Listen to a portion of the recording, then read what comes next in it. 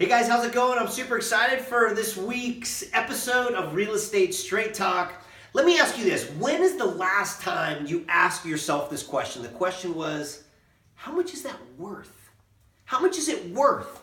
Over and over and over again, I have people calling me up saying, hey Mike, what is this house worth? And it's funny because I think about it back in the day, I'm like, man, we've been playing this game for centuries with the good old show called The Price is Right, right? Everyone's coming in like, here's the toaster oven, here's the car, here's the boat, here's the RV. Everyone's sitting back and they're thinking, what is it worth? What can I buy that for? The toaster, 35 bucks, 40 bucks, 50 bucks, whatever. The boat, what's that going for? 60 grand. They start going through and trying to decide what somebody would be willing to pay for a particular item. So today in Real Estate Straight Talk, and by the way, this comes from all the questions that you guys are giving me on Twitter. You can check me out on Twitter, by the way, at FlipManMike, or on Facebook. Come check me out. Ask me those questions. Definitely I want to interact with you. But today's lesson comes from exactly that. What's this property worth? What's the price? What will it sell for?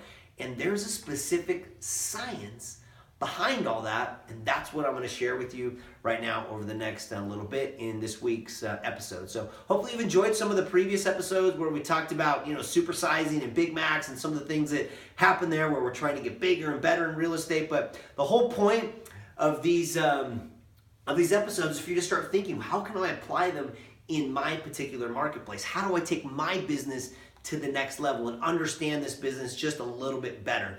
So when I first started this, by the way, I didn't understand a lot of these principles. I was pretty lost. I was driving around trying to figure stuff out. So take one or two or three of these little gold nuggets that we're sharing every week on Real Estate Straight Talk and apply it into your business. So again, what's it worth? I want you thinking about that for a minute. What would that house be worth? I'm going to jump in first and foremost of what I refer to as the 5 indicators of value. I'm going to write them on the board and I want you to start thinking about them. I want you to think about this for a minute. What I'm about to teach you, by the way, is what professional appraisers use to figure out what a property's worth. What I'm about to teach you is what real estate agents use or should be using in order to understand what a property is worth. But I have a very specific technique and something that I do that I'm going to share with you in just a minute that I think you'll be able to apply into your marketplace, and you will become better than the appraiser, better than that real estate agent, and you'll be able to take it to the next level, know exactly what that property is worth. So let's start with what I refer to as number 1, the 5 indicators of value. I'm gonna write them down right now. And if you have a pen and a paper, by the way, go ahead and grab that because I'm gonna draw a couple of diagrams, have a couple of lists and things that I certainly want you to take a look at. So are you ready? You ready to jump into this? I'm stoked. Like this is like fun for me because all week I've been getting these questions and in the back of my mind I'm like, man, how am I going to explain this and how am I going to show you exactly how easy this could possibly be with some of this content, okay? So the 5 indicators of value. What is it worth? What's the price on that particular asset? So let's go through the first one. The first one is the size, okay? How big is it? I'm going to write that here, number 1.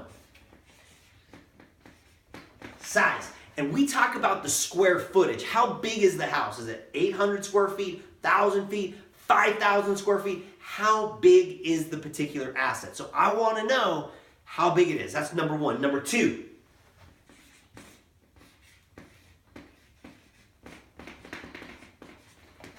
That particular location. What's happening in a very, very specific location around that asset? And as it relates to the location, I want to know, does it back a busy street? Is it next to a busy street? Does it side a busy street? Am I next to commercial? Or am I happen to be next to all other homes that are like kind, same size, same feel? I'm in the middle of that interior neighborhood. So I want you to think about size and location. Number 3, this is, again, thinking about what is it worth? Go back to The Price is Right. What's that toaster worth? What's that car worth? We're thinking about what features that house has. So number 1, size. 2, location. Number 3 is condition.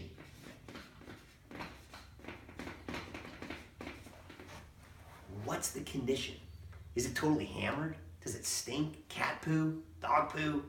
Is it like perfect granite countertops, marble, beautiful views coming out the back, the condition just dialed in with the pool? So what's the condition? I'm thinking about, generally I'm walking in, how do I feel about the general condition of that property, right? Because that's gonna affect the value, absolutely, okay? Then the next thing I want you to think about, number 4, is the style of the home. A lot of people don't think about that, but did you know that different houses, even though they might be the same location, same size, same condition, but if it's a different style, they actually have different values? There's a lot of different styles out there depending on where you're at. There's a Rambler, there's a 2-story conventional, there's a split entry, there's a multi-level, there's a lot of different styles of homes. So when I'm looking at value, I want to look at that particular style. What styles tend to sell well in those neighborhoods, all right? And the final thing, really, really simple, is the age. How old am I? How old am I? Am I really, really, really old? And what's inside that? Is it old knob and tube wiring? Do I have double pane windows in that old house, or are they the old single pane? So I'm thinking about the age, okay? How old is that asset? Those are the 5 indicators or features, determinants of value that I want to look at. Size, location, condition, style, and the age. That's the first part of this, okay? Let's now start to have some more fun on this and say, okay, I'm trying to decide, what's the property worth? Can I pay $100,000 for this? Can I pay $200,000 for this? And let me show you the secret formula that I've been using over and over and over 1,500 homes over the last 14 years on exactly how I do this, okay? You ready? And I've taught this across the country, and a lot of people are like, wow, I can't believe it's that simple, but it is simple when you really just look at it. So let me just show you what I do. If I'm interested in buying a particular property and I'm trying to decide what the property's worth, I'm basically gonna call that the subject property. I want you to write that down, okay? The house that I'm interested in purchasing is referred to as the subject. That's the house I'm trying to decide what the value is on, okay? And then I'm trying to think about, okay, what's around it? And what I like to do is I like to draw a 6 to 8 block radius around my subject property. So what I'm telling you is I'm gonna go 6 to 8 blocks potentially to the east. I'm gonna go 6 to 8 blocks potentially to the west, 6 to 8 blocks potentially to the north, and then to the south. So I basically create a very specific, and again, I said 6 to 8 blocks. Sounds pretty small, right? I want you to think about it. Why would I want that? Well, I want to be very, very specific about what's happening in that specific geographical location. So here I am creating essentially this target zone. That target zone where I want to know what else is happening in that particular area. Now, I want to tell you there are 3 things. I want you to write these down. There's 3 things that I want you to look for within this target area. Remember, I'm about 6 to 8 blocks. Not really, really big. I can always expand it further to 10 to 15 if I need to, but I like to start smaller and then expand it if I'm just not finding the data and the information that I need, okay? So 6 to 8 block radius around this subject property. Now here's the key. I want to know 3 things that are happening within that area. Number 1, I want to know what's active. What's on the market currently? Are there 10 homes on the market, 20 homes on the market? What else is out there and active in the marketplace? It's currently for sale. That's the first thing. The second thing I want to know is what I refer to as what's under contract or in escrow. These are deals where individuals have come in, they've put a contract down, that contract was accepted between buyer and seller, and they've now agreed to terms, and now that property is under contract, okay? So that means that it's no longer active and available in the market, but they're in that escrow period where they're trying to go through that due diligence to finalize that deal. And the third and single most important factor of trying to decide what a property is worth is going out into the marketplace and finding exactly what has sold in the last 90 to 120 days. I want to know what sold 90 to 120 days. That is similar to the subject property in size, location, condition, style, and age. So what I'm going to do is I'm going to create that big block right here, and I want to know what's active, what's under contract, and what is actually sold. So that's the formula. Think about those 5 determinants of value, those 5 indicators. What is it? What are they? And then I'm going to go ahead and I'm going to create that nice little target zone, that hot zone, that target, and say, I want to know everything that's happened. So what we're going to see is we're going to see, say these streets are coming down like this and this way.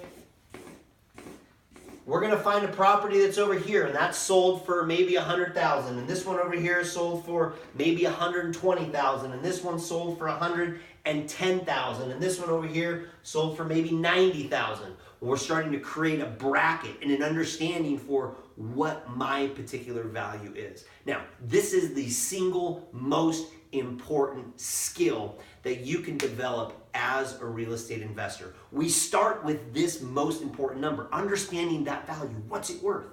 And then we can work our numbers back from there and understand exactly what we should pay for it, what needs to go into rehab, and we can talk about all that in a lot of the other trainings and things that we do. So absolutely, this is the key. Zero in on it, understanding value. So think about the prices, right? Toasters, cars, location, all that. This is what you need to do. So hopefully you've enjoyed this. I love doing these and love doing these trainings. Obviously, if you're interested in taking your business to the next level, I want to invite you to go ahead and do that. I have other free trainings. Go ahead and click on the link below. I have other trainings and webinars and things that I do that you can check out and certainly get started in this or take your business to the next level. So again, thanks for watching another episode of Real Estate Straight Talk, and we'll see you next week.